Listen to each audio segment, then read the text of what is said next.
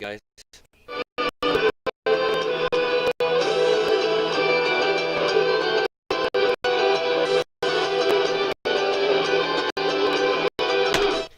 Fortunately, that's all we can use at the moment before we get a copyright strike on our channel.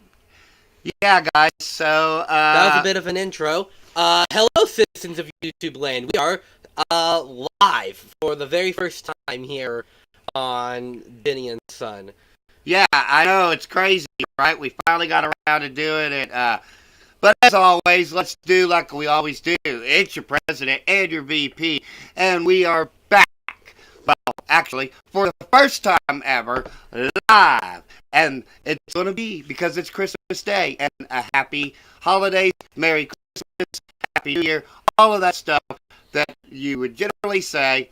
It's Home Alone, baby. Woo! Which premiered November 10th, 1990. It's directed by Chris Columbus. It stars Macaulay Culkin, Stern, Catherine O'Hara, John Hurd. There's a bunch in here, guys. Bunch of good names, bunch of great actors. Sorry about the ad in the background, guys. I'm using a YouTube video as our background at the moment. Just give me 1 minute, real quick. So I'm sorry, guys. Sorry. That's cool. all right. I'm sorry, guys. That was my fault. So let's keep going with it here, guys. And as always, let's get right on into it. And first and foremost, the movie opens up with Joe Pesci, who plays Harry in the movie, I believe. And No? he's Marv. Wait, yeah, he's Harry. He's Harry. And he is dressed up in a cop uniform because, well, he's casing the joint, so to speak. He's trying to get a full layout of the home. Meanwhile, at the same time, there's a lot of craziness and zaniness going on. You got a whole bunch of children running around. You got Kevin, who is being, well, a brat. Let's just face facts, guys. Kevin is kind of likable, but at the same time, well, he's pretty evil, too. Can't mince words about it. He actually is. Listen. Okay, real quick. There's a popular fan theory. Very popular, actually. I'm surprised it's as popular as it is. That Kevin McAllister later grows up to become Jigsaw. Yeah, I know that, and we'll get into that, guys, because, you know, one thing I should say is that the critics were very harsh to this film when it came out. And one of them's like, sure, it's plausible that an 8-year-old could come up with all this if they had the help of a special effects team along with tens of thousands of dollars worth of materials.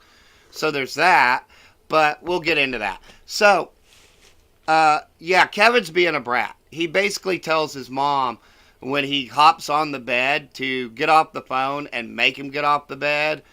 And then a little bit later, in this same opening scene, basically, he tells her, or I forget what he says to her exactly, but guys, let's face facts. I'm not condoning anything, but Kevin deserved to get popped in the mouth. I'm sorry. Nothing too drastic, but listen, when you're an 8-9-year-old kid and you're mouthing off, there's a couple of options. One could just be, a slight little pop in the mouth. No biggie. Or put him in timeout or something. Something, because he's screaming and acting like a banshee. Yeah. And so everybody else is really mean to Kevin as well. Like his brother, Buzz, is super, super mean to him. Like probably more than what an older brother would be to a younger brother. I kind of get it, though, because it's exaggerated for effect. But everybody is just the worst to Kevin, from his dad to his mom to everybody. But it's probably because Kevin's the worst to everybody as well. So, you kind of get what you give, right, in life? Yeah. So he's mad because they wouldn't let him have any cheese pizza, and they wouldn't let him watch this 1930s gangster film at Christmas. I mean, who kind of does that in the first place? Who would watch gangster film like that, but I don't know. It is what it is. So he says to his mother that he basically wishes they'd all just like leave him alone and that they're not around no more. And she basically tells him, hey, be careful what you wish for because it might come true. So at the same time, the bumbling idiots known as Harry and Marv are casing the entire neighborhood and have magically, somehow, actually been successful at burglarizing the area. Why do you look at me like that? That's very much a shock. I mean, they had hit like 4 or 5 houses before they really settled on the mansion. And let's talk about another thing that some people might talk about. The popular fan theory that Kevin's dad is actually a mob boss. Yeah, because we don't know exactly for sure what he does for a living. And yet they live in this like 6-bedroom mansion in Chicago. Yeah. So yeah, there's, a couple of things, I guess. But they never actually say. So there is the possibility. And he does seem a little apprehensive when the cop shows up at the beginning, who, of course, is played by Harry, but it is what it is. Yeah. So, excuse the president here. He's taking a sip of coffee. What I've been sipping on, by the way, guys, is a nice hot cup of hot cocoa, as I told you guys to get before we started this review. So, very delicious hot cocoa. It's the next morning, and by the magical coincidence of Krampus? Well, maybe. By magical Christmas coincidence, they somehow oversleep, all of them, and they are in a mad rush to get to the airport. Because they got to be in Paris. They've used this probably for a mob boss meeting. Who knows? The shuttle service has picked them up, and for some reason, this neighbor kid just comes over and starts rifling through all their stuff. And so the neighbor kid gets counted in the head count. Now, Kevin had been banished to the upstairs attic because, well, he was acting like a brat. So he oversleeps too. Another ad. Come on. Because, okay, continue talking, Dad. Why do this? Because Kevin's parents are the worst parents in the world, and they have at home. And it's okay. We got to talk about this too. His parents are pretty much guilty of. What are you doing? Just give me a second. Okay, I had to get rid of the ad. Go ahead. His parents are guilty of child abandonment. They are guilty of child neglect, slight child abuse. The list of crimes that his parents alone commit are numerous. Well, I mean, when you're an Irish mob boss, I mean, it kind of makes sense if you would neglect your child a bit. Yeah, probably. So, yeah, like I said, it's the next morning. Kevin wakes up. He realizes his parents and his entire family are gone. Now, is he sad about this? No, he's actually not. happy. He is running around the house. He is screaming. He is eating all the junk food. He's going through his brother's personal belongings. And everybody's like, hey, he's like, hey guys, I'm doing exactly whatever I wanted at all times here. And y'all better come out and stop me. But of course, because they're on their way to Paris, they won't. So, Harry and Marv have cased the joint. They settled on the house. They're going to go break in.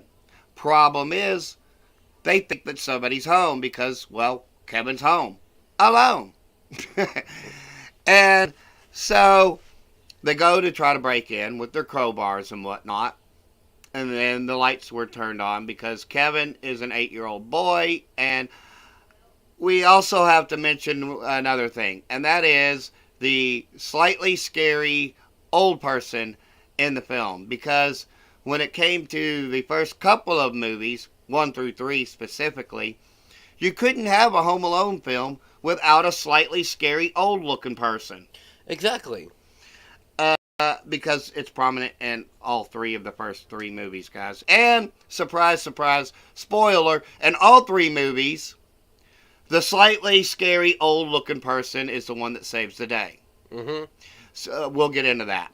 So yeah, they think that this old guy, old man Marley, is actually the snow shovel slayer, and it's because kids are stupid and will make up stuff. Yeah. And so they believe this, and Kevin has a run-in with him, and he runs away, and then he understands that, he starts to make a friendship, and that's one thing that we can say is a good quality of Kevin, is that actually he's quite good at making conversation and can understand the plight of people's problems to a degree.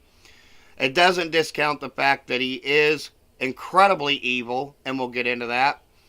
So, as we said, he is, the burglars have tried to break in. Then they realize that the kid is all alone. Yeah.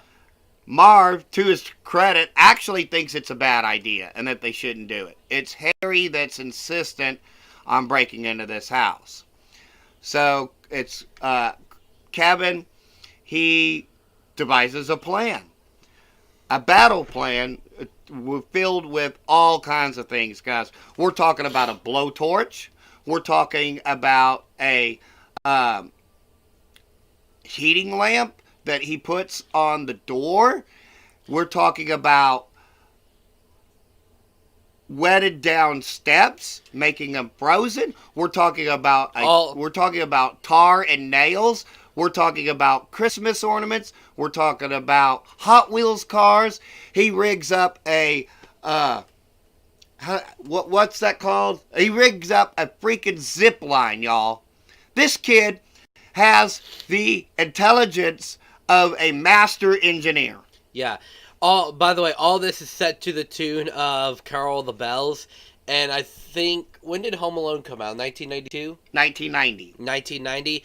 Unfortunately, they should have used the Trans-Siberian Orchestra version, which is the one that we used for our intro. But that didn't come out until 1996. So... Some other cool things about it, getting off topic for just a second, there's actually another movie out there, guys, called 3615 Code Per Nair.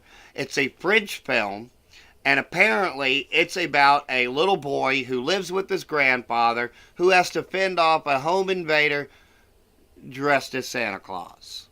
So there were some accusations of plagiarism in the film.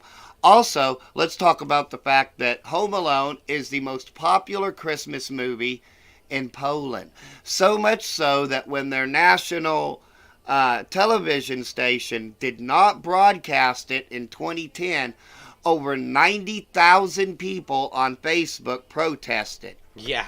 So, yeah, it's incredibly popular there. Now, there's a lot of heart and soul. And yes, Kevin does eventually miss his family. And that is the heart of the movie as well. The message is that, you really need your family during the holidays, because it can't be the holidays without your family. And I think that's one of the main core subjects that the movie tries to tell.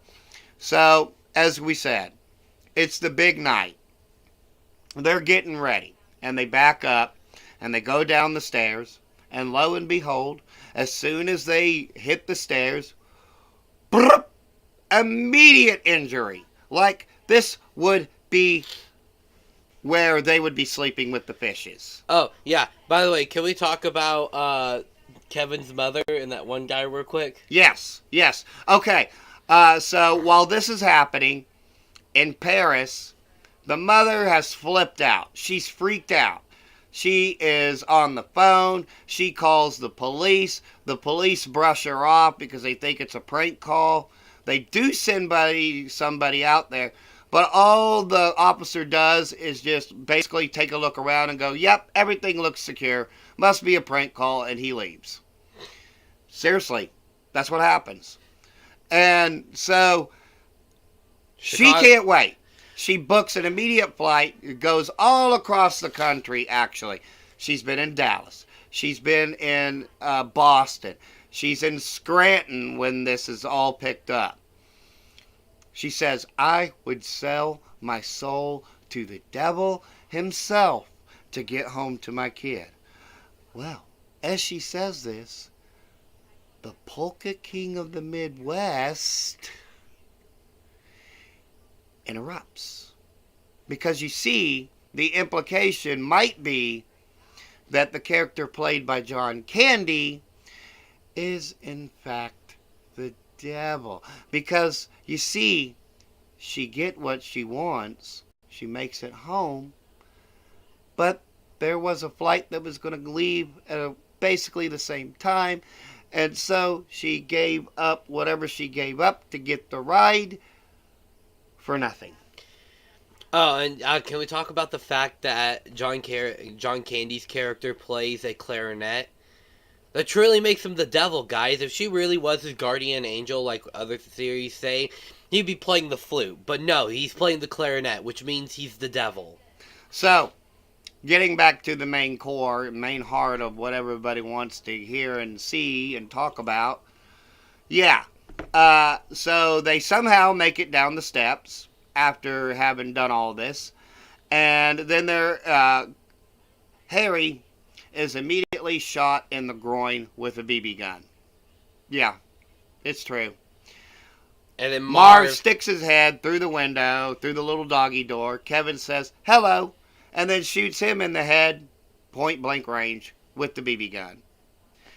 Which would probably cause at least a bruise, possibly a concussion. The other thing could have been a ruptured groin because it could have penetrated. So there's that. Yeah.